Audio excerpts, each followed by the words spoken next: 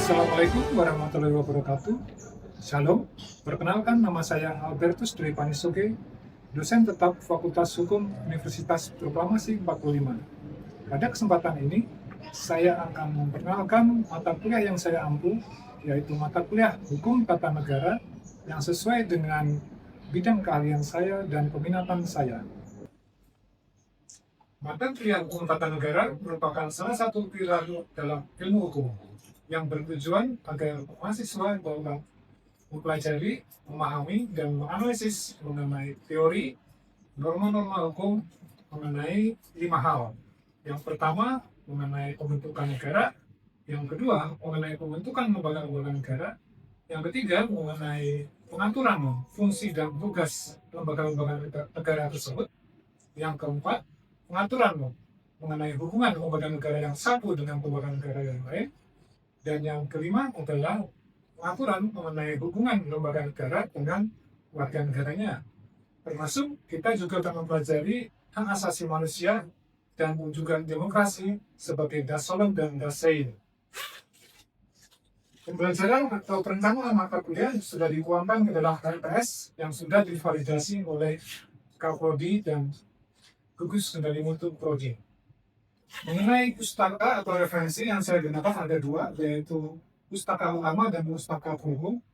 Pustaka utama akan saya gunakan buku dari Nimatul Huda dan Jimmy Asidiki beserta artikel-artikel jurnal pendukung, termasuk artikel jurnal saya mengenai kewenangan DPR RI. Bentuk pembelajaran yang saya gunakan ada 2, secara offline maupun online. Secara offline akan saya lakukan dengan pembelajaran secara langsung bersama mahasiswa di kelas, sedangkan secara online dilakukan melalui metode Zoom ataupun Google Meet, didukung dengan Google Classroom sebagai tempat untuk kuliah materi, tugas, dan kuis.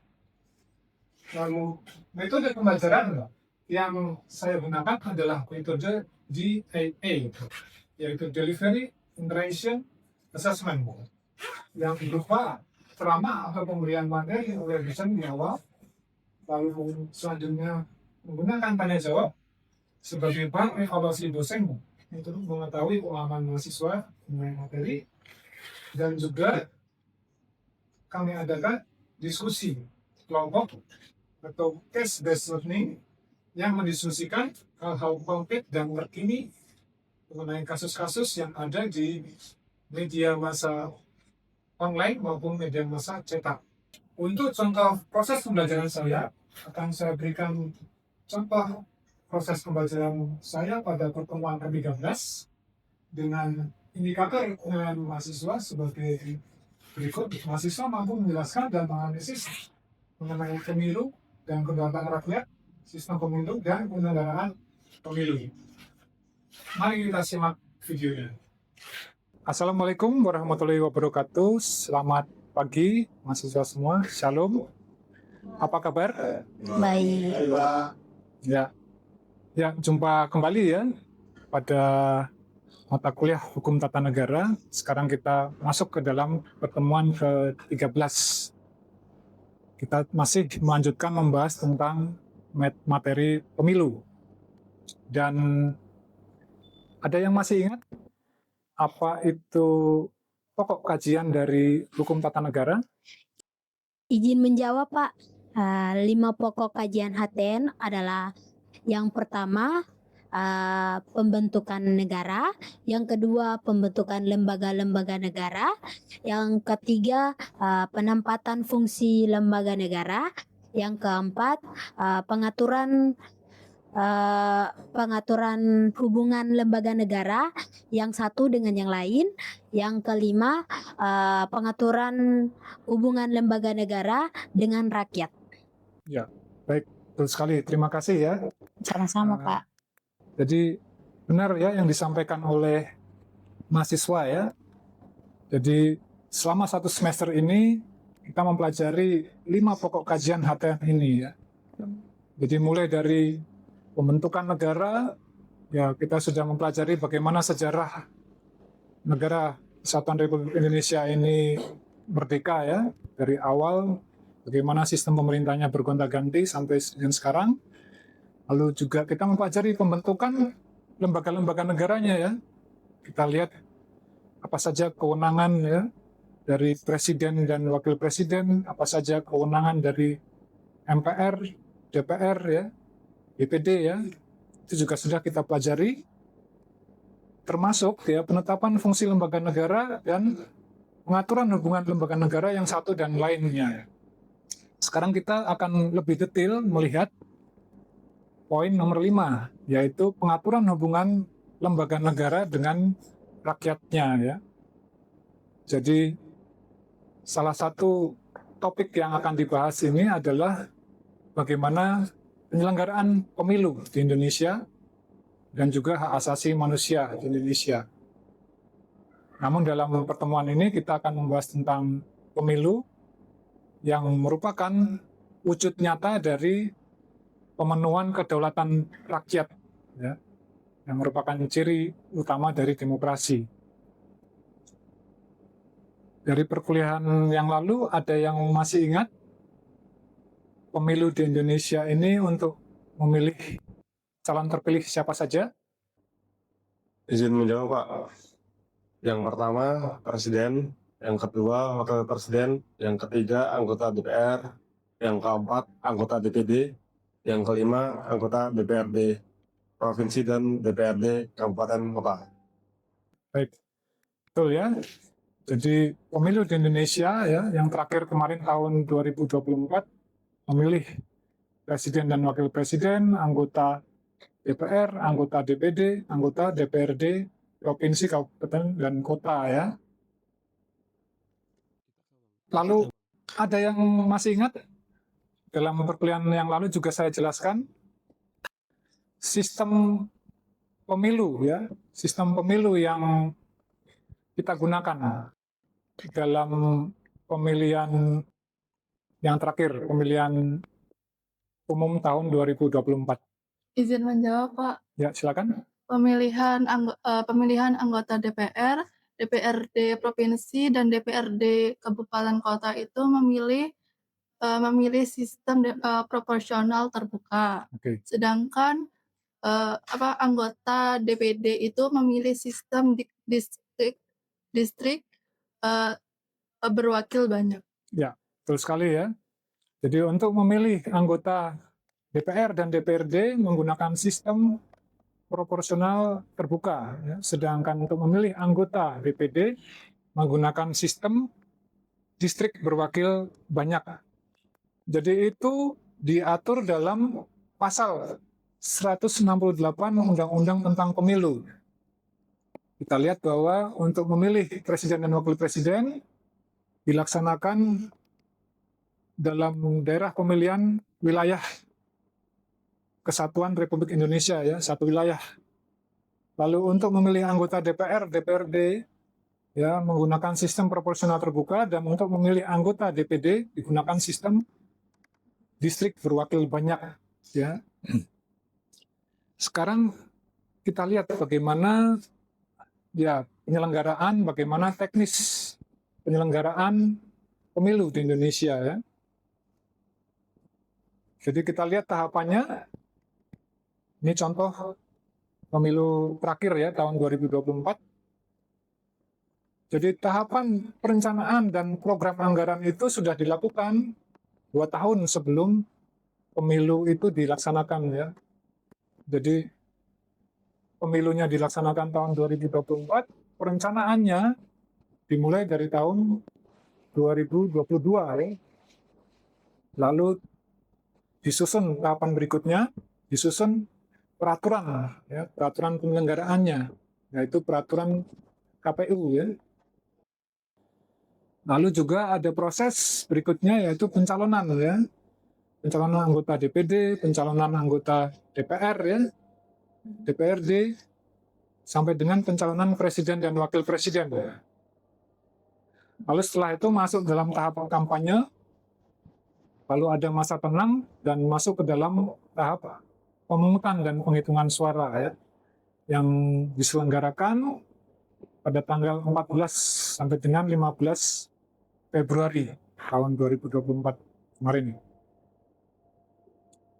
Lalu sampai dengan, ya kita langsung saja, pengucapan sumpah dan janji DPR, DPD, ya begitu juga pengucapan sumpah dan janji Presiden dan Wakil Presiden biasanya dilaksanakan pada bulan Oktober pada tahun pemilu tersebut. Ya, sekarang kita lebih detail lagi ya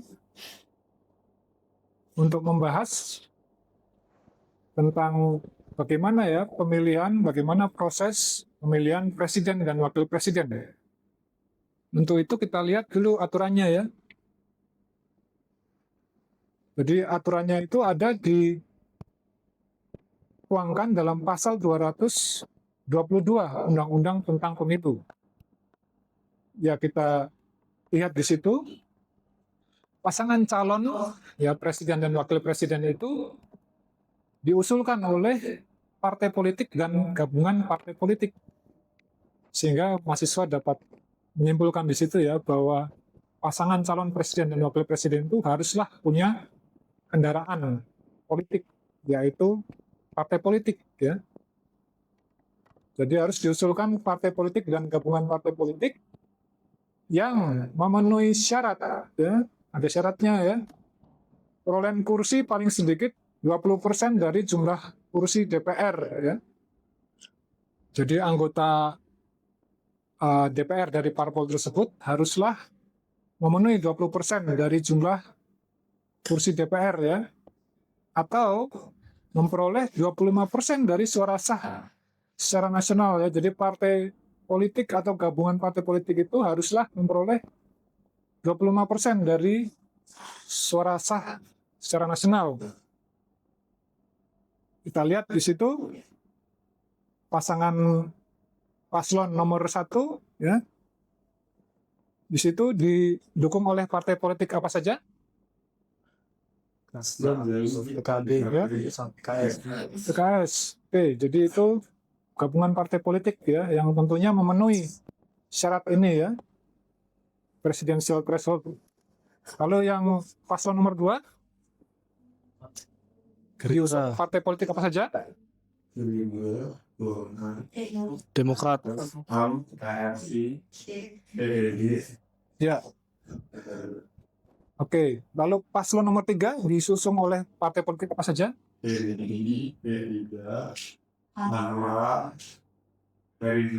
Ya. Betul ya. Jadi gabungan partai politik itu memenuhi syarat ini ya. Namun ternyata pasal 222 Undang-Undang Pemilu ini sudah tidak berlaku lagi. Jadi di Google Classroom sudah saya berikan link ya, link berita mengenai topik bahwa pasal 222 ini sudah tidak berlaku lagi. Dan hal inilah yang akan ingin saya diskusikan, kita diskusikan dalam kelas ini ya. Seperti biasa, ya kelas ini akan saya bagi 3 kelompok. Jadi nanti mahasiswa bergabung di ketiga kelompok itu ya, atau membentuk ketiga kelompok itu, lalu menjawab ke-6 pertanyaan ini ya, atau mendiskusikan ke-6 pertanyaan ini ya. Lalu nanti hasil diskusinya kita floorkan di ruang kelas ini.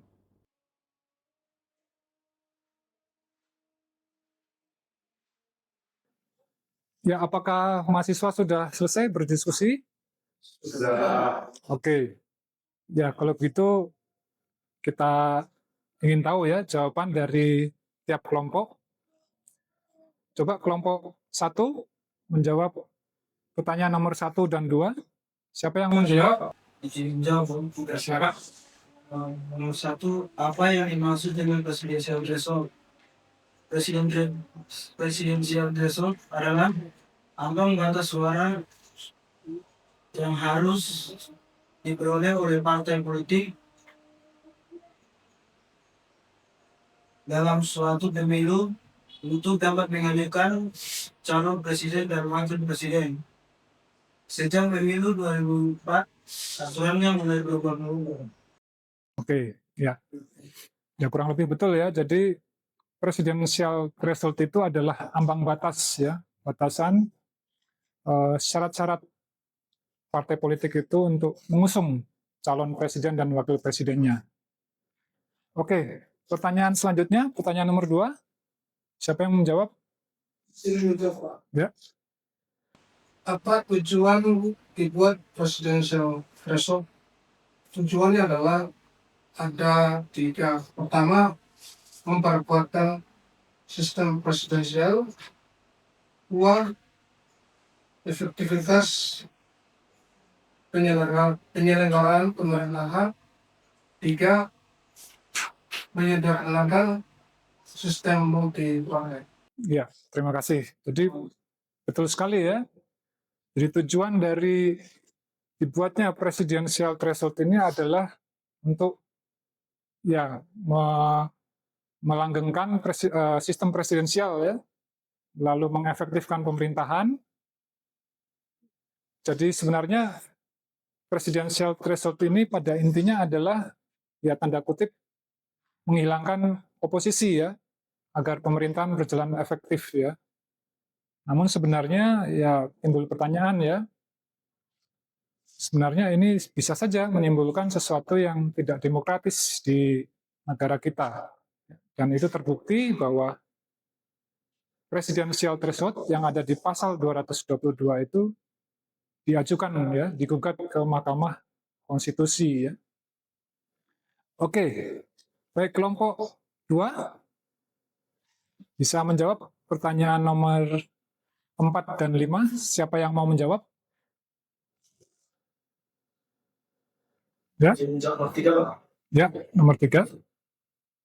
Pasal diusulkan partai politik dalam undang-undang dasar 1945 di pasal 8 itu terdapat pada pasal 6A ayat 2 menyatakan bahwa calon presiden dan wakil presiden itu diusulkan oleh partai politik atau gabungan partai politik peserta pemilu.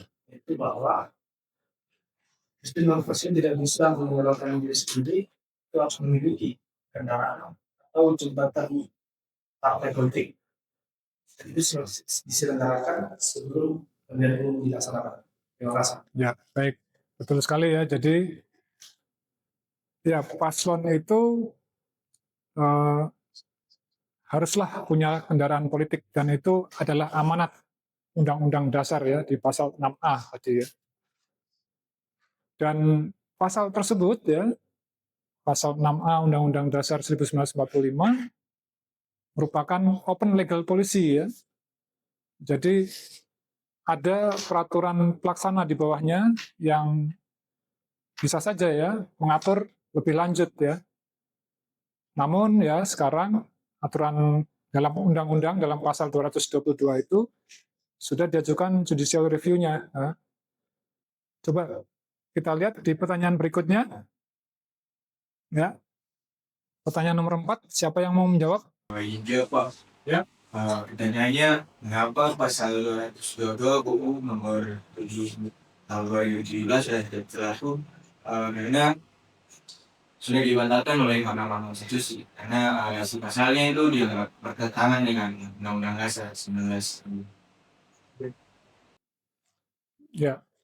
Jadi ya pasal 222 itu ternyata sudah tidak berlaku dan dibatalkan ya oleh Mahkamah Konstitusi ya. Ya karena ya pada intinya itu mewujudkan ketidakadilan ya dan tidak sesuai dengan norma demokrasi. Oke, baik kelompok berikutnya kelompok 3 bisa tolong menjawab pertanyaan nomor 5 dan 6. Ya.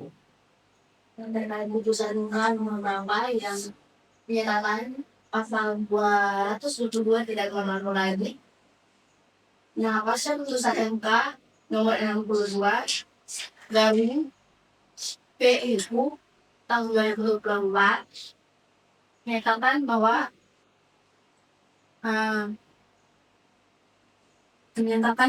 pasal 222 Undang-Undang tahun 2017 setelah bertentangan dengan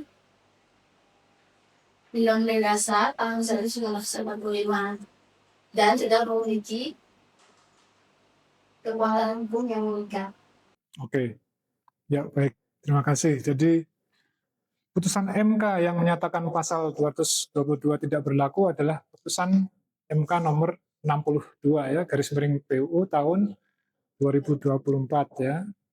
Karena dalam amar putusan Hakim MK menyatakan bahwa ya pasal tersebut bertentangan dengan Undang-Undang Dasar 1945 ya, dan menyatakan bahwa tidak berlaku lagi pasal tersebut.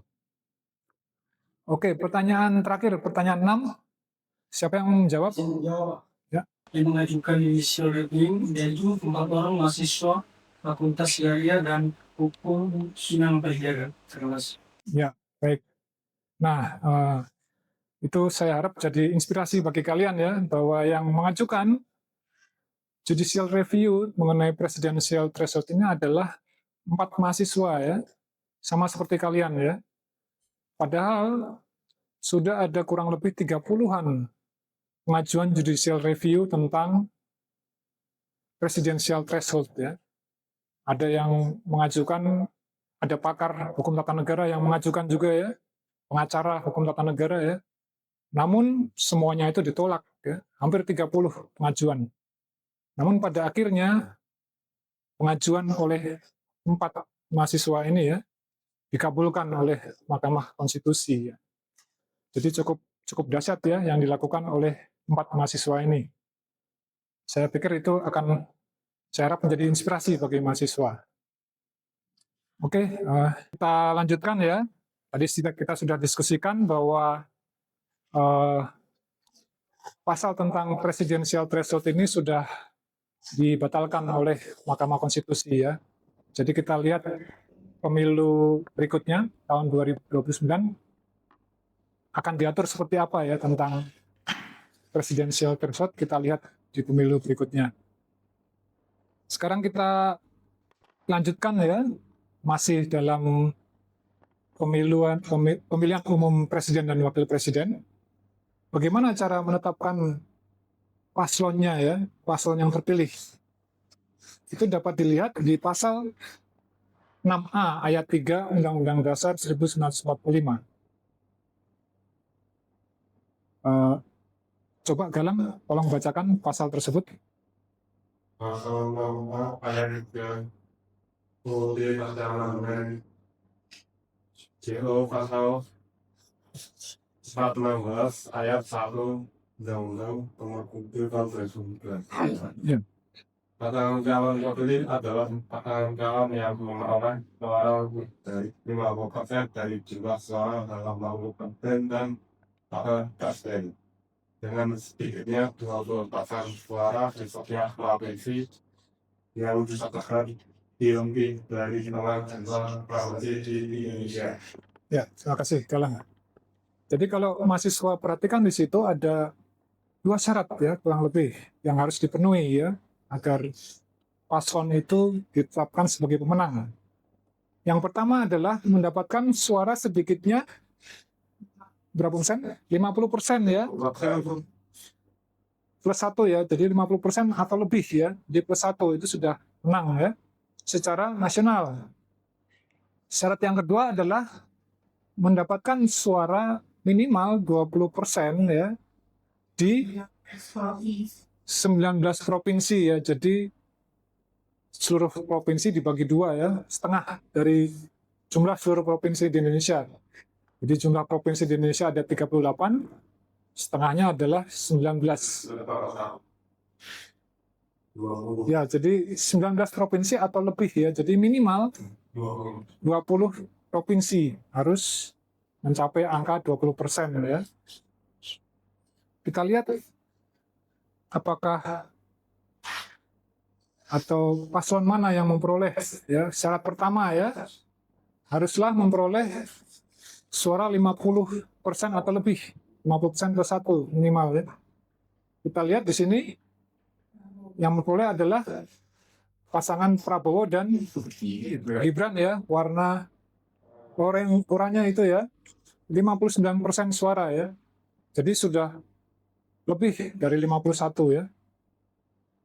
Lalu syarat yang kedua, haruslah memperoleh 20% suara ya minimal di setengah provinsi di Indonesia ya. Kita lihat bahwa di seluruh provinsi di Indonesia, termasuk di luar negeri ya, di seluruh provinsi di Indonesia, pasangan Prabowo dan Gibran ini memperoleh minimal ya 24 ya atau lebih suara ya. Jadi ya syarat minimal 20% di setiap provinsi atau di setengah provinsi itu sudah terpenuhi ya, sehingga mereka jelas menang secara mutlak ya. Dan mereka terpilih menjadi presiden dan wakil presiden di Indonesia ya untuk periode 2024-2029 ya. Jadi kita simpulkan ya, dan ini merupakan refleksi pada pertemuan kali ini. Jadi kita dapat lihat bahwa kedaulatan rakyat itu ya dalam asas demokrasi itu diwujudkan secara nyata dalam pemilihan umum ya. Karena di situ rakyat itu memilih langsung ya wakil-wakilnya ya. Namun ya kita lihat dalam prakteknya ya, dalam praktek pemilu mengenai presidensial threshold ya, itu bisa saja mewujudkan suatu kondisi yang ternyata tidak demokratis ya. Ya. Dalam presidensial threshold atau ambang batas itu bisa saja menimbulkan ketidakadilan ya. Jadi partai politik yang kecil namun punya suara banyak ya, punya pengikut yang banyak, bisa saja ya tidak masuk ke dalam ambang batas ya. Ya oleh karena itu tadi sudah kita bahas ya, pada akhirnya pasal 222 tentang presidensial threshold itu dibatalkan ya, tidak berlakukan oleh Mahkamah Konstitusi. Lalu refleksi kita juga yang terakhir adalah ya saya harap mahasiswa khususnya di UP 45 ini ya bisa menjadi agent of change ya, terinspirasi dari ya 4 mahasiswa IAIN Sunan Kalijaga ya yang melakukan judicial review ya. Jadi mereka sekelompok mahasiswa ya bisa menggolkan judicial review mengenai presidensial threshold yang sebelumnya ya sudah dilakukan ya kurang lebih 30-an kali ya pengajuan gugatan oleh ahli hukum tata negara, pengacara hukum tata negara ya. Namun semua ditolak ya. Namun gugatan keempat mahasiswa ini bisa diterima ya dan mengubah ya aturan dasar penyelenggaraan pemilu di Indonesia. Oke, sampai di sini apakah ada pertanyaan? Tidak. Tidak ada. Baik. Ya, kita masih bisa bertemu di perkuliahan selanjutnya. Pada perkuliahan selanjutnya kita akan membahas lebih lanjut mengenai pemilihan anggota DPR dan DPRD ya, yang menggunakan sistem proporsional terbuka dengan metode Senilak ya, yang tentunya nanti akan lebih kompleks ya. Oke, untuk presensi dapat dilakukan secara otomatis di Simapro. Baik, kalau tidak ada lagi yang bertanya, perkuliahan saya akhiri. Terima kasih atas komitmen yang dilakukan oleh mahasiswa sampai pertemuan kali ini. Kemudian saya akhiri. Wassalamualaikum warahmatullahi wabarakatuh. Selamat siang. Selamat siang. Wah.